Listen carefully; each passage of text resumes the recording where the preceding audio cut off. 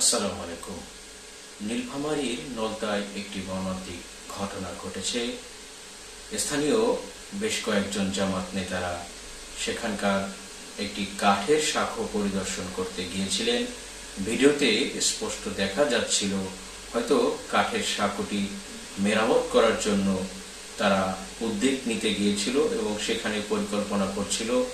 একটি পর্যায়ে জামাতের বেশ কয়েকজন নেতাকর্মী সেই জরাজীর্ণ কাঠের সাঁকোতে অবস্থান করছিলেন এবং কাঠের সাঁকোটি বিভিন্ন অ্যাঙ্গেল থেকে তারা দেখছিলেন হয়তো কিভাবে এটি সহজে মানুষের চলাচল করার জন্য আরো টেকসই করা যায়, এরকম আলোচনা করছিলেন।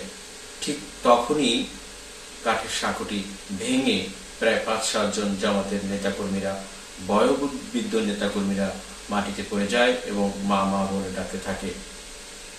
অত্যন্ত দুর্ভাগ্যজনক এবং কষ্টদায়ক ভিডিওটি দেখে আমার খারাপ লেগেছে, কিন্তু অনেক নেটিজেনরা সেটা নিয়ে হাসাহাসি করছে।